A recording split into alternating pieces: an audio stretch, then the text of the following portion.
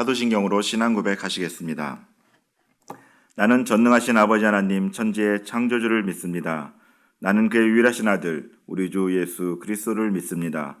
그는 성령으로 잉태되어 동정녀 마리아에게서 나시고 본디오 빌라도에게 고난을 받아 십자가에 못 박혀 죽으시고 장사된 지 사흘 만에 죽은 자 가운데서 다시 살아나셨으며 하늘에 오르시어 전능하신 아버지 하나님 우편에 앉아 계시다가 거기로부터 살아있는 자와 죽은 자를 심판하러 오십니다. 나는 성령을 믿으며 거룩한 공교회와 성도의 교제와 죄를 용서받는 것과 몸의 부활과 영생을 믿습니다. 아멘. 370장 찬송하시겠습니다. 370장 함께 찬송하시겠습니다.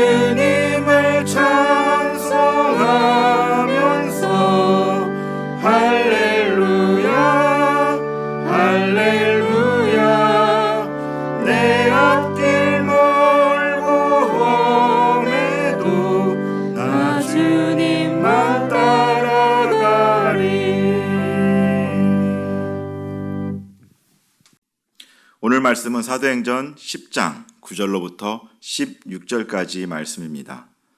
사도행전 10장 9절로부터 16절까지 말씀입니다.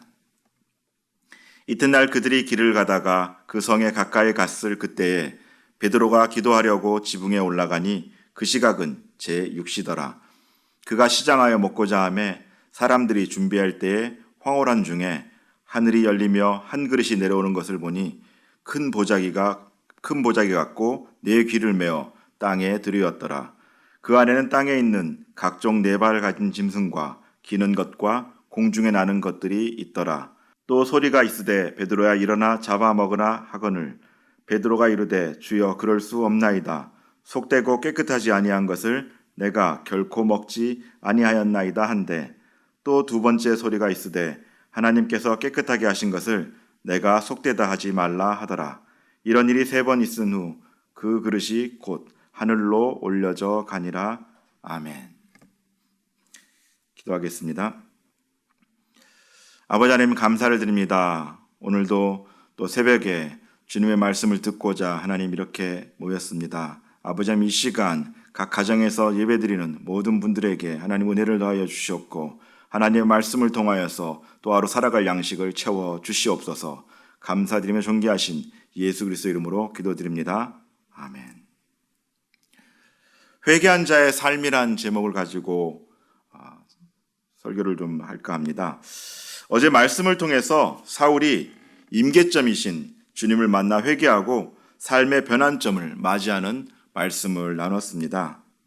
이제 오늘부터는 한 주간 동안 그런 삶의 변화를 맛본 사람들, 그리고 또 회개한 자로서 그런 사람들이 어떻게 살아가야 하는지에 대해서 하나님 말씀을 들으려고 합니다. 오늘 본문에 등장하는 이 가이사라라는 지방은 마태복음 16장에 나오는 그 베드로의 신앙 고백이 있었던 곳, 그 가이사라 빌립보와는 다른 지역입니다. 참고로 좀 알아두시면 좋은데요.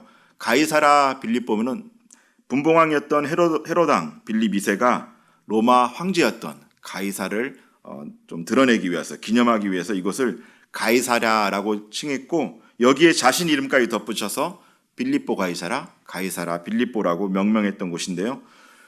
위치상으로 보면은 이스라엘 저 북쪽에 해당합니다. 그러니까 디베라 호수 위쪽에 있는 그 헐몬산 위쪽에 위치를 하고 있습니다. 아주 위쪽에 있죠.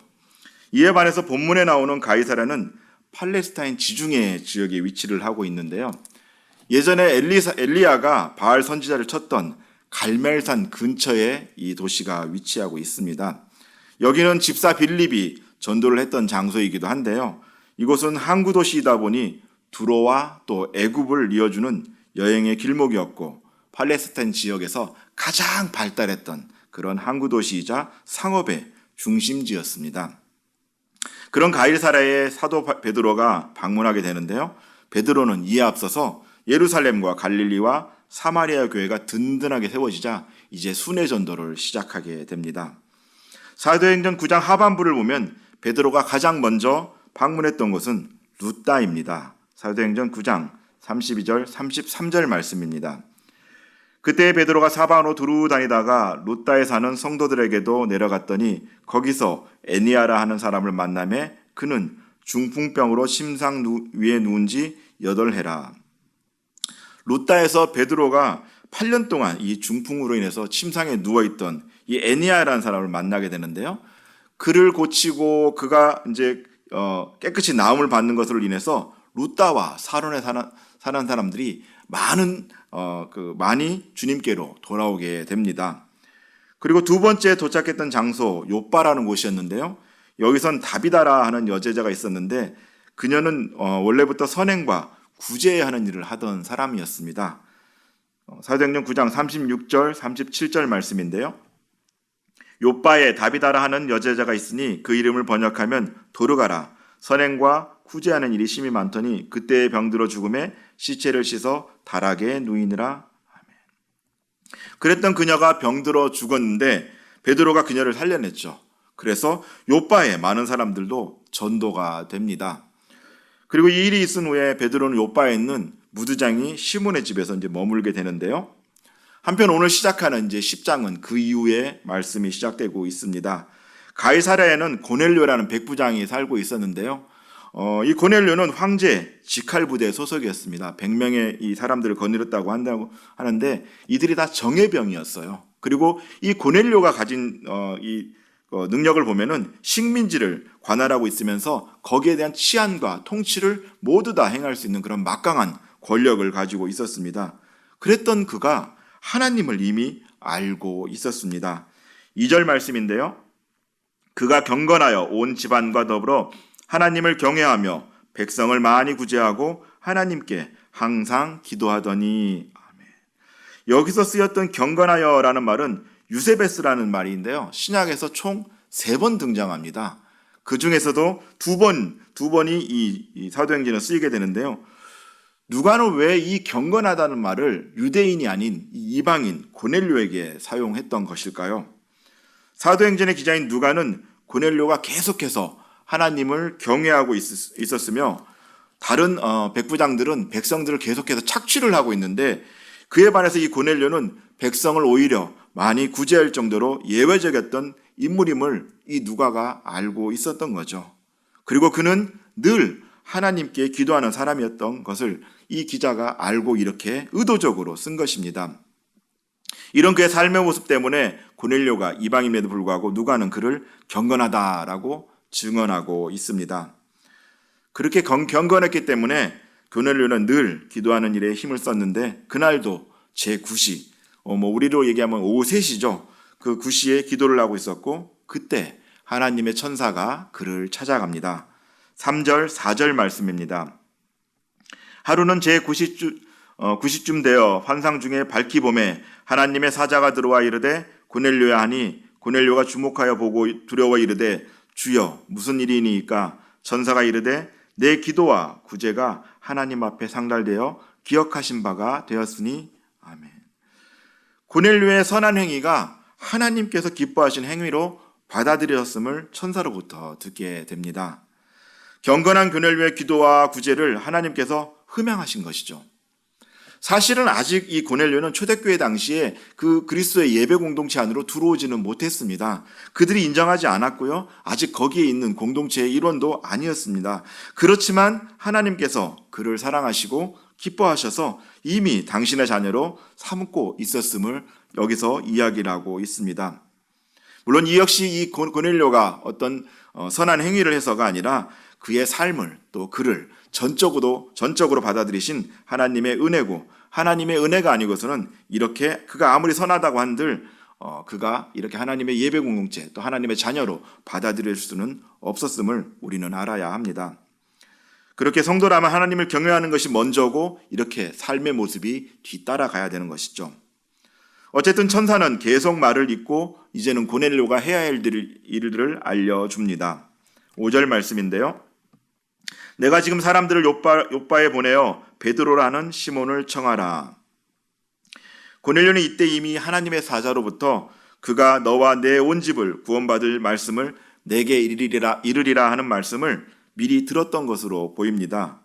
왜냐하면 뒤에 이어지는 사도행전 11장 14절의 말씀이 이를 뒷받침해 주고 있기 때문인데요. 사도행전 11장 14절 말씀입니다. 그가 너와 내 온 집에 구원받을 말씀을 내게 이르리라 함을 보았다 하거늘. 여기서 그는 베드로를 얘기하고 너와 내 온 집은 고넬료의 집을 말하는데요. 천사가 오늘 이렇게 본문에 나타났을 때 이르기를 베드로를 만나면 너와 내 집이 구원받을 말씀을 이야기할 것이다 라고 이미 고넬료에게 말했던 것입니다. 당연히 고넬료는 이 기쁜 소식을 들었으니 이제 어떻게 해요? 베드로에게 사람을 보내게 됩니다. 그리고 그 사람들이 오늘 본문에 있는 것처럼 이제 그 무주장이 시몬이 있던 그 요빠에 도착을 하게 되죠. 9절 말씀입니다. 이튿날 그들이 길을 가다가 그 성에 가까이 갔을 그때에 베드로가 기도하려고 지붕에 올라가니 그 시각은 제6시더라. 아멘. 한편 가이사랴에서 천사와 고넬료가 나눈 말씀을 그런 내용들을 잘 모르고 있던 베드로가 평소에 기도하는 습관대로 이렇게 정오에 기도하러 올라갑니다. 이들은 지붕에서 기도하는 경우가 종종 있었는데요. 팔레스타인 지방은 지붕이 이렇게 평평하게 되어 있습니다. 그리고 지붕에 올라가면 다른 사람들로부터 방해를 받지 않기 때문에 혼자서 기도하기가 아주 좋은 그런 곳이었죠. 베드로는 이렇게 은밀하게 주님을 만나는 시간을 가졌던 것입니다. 그러던 중에 베드로에게 시장기가 몰려들죠. 10절 말씀인데요. 그가 시장하여 먹고자 하매 사람들이 준비할 때에 황홀한 중에 기도하러 올라간 시간이 제6시, 지금으로 얘기하면 정오입니다. 12시 정도로 얘기할 수가 있는데 베드로가 이전에 미처 식사를 하지 못했던 것 같습니다. 보통 유대인들은 하루에 2번 식사를 합니다. 오전 10시에 한 번 하고 오후 6시에 2차례 식사를 하는데요. 사람들이 이렇게 식사 준비하는 것으로 보아서 베드로가 오전 10시에 식사를 못했던 것 같습니다. 그렇게 못하고 이렇게 기도하러 올라갔던 것이죠. 그러던 중에 그는 황홀한 상태에 빠지게 되는데 이에 해당하는 여기 나오는 단어가 엑스타시스라는 말입니다. 이게 무슨 얘기냐면 비몽사몽한 꿈의 상태를 이야기를 하는데요. 이것은 영적으로는 깨어있는 그리고 영적으로는 굉장히 민감해 있는 이런 상태를 말씀할 때 이 엑스타시스라는 말을 쓰게 됩니다. 그러니까 환상 중이지만 그냥 이 사람이 흐리멍텅하게 있는 것이 아니라 영적으로는 분명히 깨어서 이 환상을 보고 있음을 뜻하는 것이죠. 이 환상이 베드로의 주관적인 체험이었지만 이 모든 환상을 하나님께서 주관하고 있다는 것을 강조하기 위해서 일부러 이 엑스타시스라는 말을 쓴 것입니다. 환상의 내용을 살펴보면 이렇습니다. 베드로가 하늘을 보니까 하늘에서 이제 보자기가 이렇게 내려오죠. 11절, 12절 말씀입니다. 하늘이 열리며 한 그릇이 내려오는 것을 보니 큰 보자기 같고 네 귀를 메어 땅에 들이웠더라. 그 안에는 땅에 있는 각종 네 발 가진 짐승과 기는 것과 공중에 나는 것들이 있더라. 여기에 하나님께서 창조하신 온갖 짐승들이 이 보자기 안에 들어가 있죠. 이 중에는 베드로가 보기에 자신이 그 유대법상 도저히 먹지 못하는 그런 짐승들도 이 안에 있었던 것 같습니다. 그런데 이것을 먹으라라고 이야기를 하고 있습니다. 아무리 배가 고픈 상태라고 하더라도 베드로는 이 부정적인 음식들을 먹을 수가 없었습니다. 그 말씀에 순종할 수가 없었던 것이죠. 자신이 그동안 지켜오던 율법을 어긴다는 것을 상상조차 할 수 없었던 것입니다. 그래서 베드로는 이 명령을 거부하게 됩니다. 14절 말씀인데요. 베드로가 이르되 주여 그럴 수 없나이다. 속되고 깨끗하지 아니한 것을 내가 결코 먹지 아니하였나이다 한데, 베드로는 그동안 자신이 살아오면서 이런 것들을 먹지 않았기 때문에 앞으로도 먹지 않겠다고 말하는 이 베드로. 어쩌면 이 베드로가 보인 반응은 너무나도 당연한 반응입니다. 이를 통해 베드로가 그리스도를 주로 믿고 살아가고 있음에도 불구하고 여전히 그 율법적인 테두리 안에 갇혀 있음을 볼 수도 있습니다. 그렇게 철저하게 자신이 믿고 있던 기준을 지키고 있는 베드로를 우리는 이 장면을 통해서 보고 있는데요. 그런데 이런 베드로에 대한 하나님의 반응이 매우 뜻밖입니다. 하나님께서 주셨던 그 율법을 잘 지키고 있는 베드로에게 칭찬이나 격려를 하는 것이 아니라 오히려 책망과도 같은 그런 말씀을 하고 있으십니다. 15절 말씀인데요. 또 두 번째 소리가 있으되 하나님께서 깨끗하게 하신 것을 내가 속되다 하지 말라 하더라. 아멘. 여기서 깨끗하게 하다라는 말이 카다리조라는 부정과거로 쓰였습니다. 그러니까 속된 것들을 이미 저 멀리 있는 과거에 깨끗하게 만들어 주셨다는 것을 의미하는 것이죠. 다시 말해서 음식 규례가 있었는데요. 그것이 하나님의 주권적인 의지에 의해서 완전히 폐지됐음을 이제 이야기를 하고 있는 것입니다. 그럼에도 베드로는 자신의 주장을 계속하고 있는데요. 그렇다면 도대체 이 규례들이 언제 폐지되었던 것일까요? 골로새서 2장 14절 15절 말씀입니다. 우리를 거스르고 불리하게 하는 법조문으로 쓴 증서를 지우시고 제하여 버리사 십자가에 못 박으시고 통치자들과 권세들을 무력화하여 드러내어 구경거리로 삼으시고 십자가로 그들을 이기셨느니라. 아멘. 이것은 예수님의 사역과 관련이 굉장히 깊은데요. 예수님께서 부활 승천하셔서 영광을 얻으심으로 말미암아 모든 의식적인 이런 규례들이 폐하여졌습니다. 그 법규들이 해제된 것이죠. 조금 더 설명하면 그렇습니다. 구약에 나온 어떤 제사법이나 이런 음식법들, 이런 조례들, 이런 것들이 사실은 그 안에 하나님의 구원의 역사의 원리들이 담겨져 있어요. 하나님이 이스라엘 백성들을 구원하기 위해 그런 원리들을 이런 법규를 통해서 만들어 놓으신 거죠. 그런데 이것이 하나님이 만들어 놓으신 새로운 구속사역의 핵심 사건, 바로 그리스도의 십자가 희생으로 인해서 모조리 다 해제됐다는 것을 이야기를 하고 있는 것이죠. 어떤 법도 이 예수 그리스도의 희생을 넘어설 수 있는 법이 없는데 예수 그리스도가 죽으심으로 말미암아서 이런 모든 것들이 완전히 효력을 상실했음을 이제 이야기를 하고 있는 것입니다. 이제 더 이상 어떤 음식이 의식적으로 깨끗하다 혹은 그렇지 않다라는 구분이 사라지게 된 것입니다. 보통 두 가지의 법이 부딪히면 어떻게 될까요?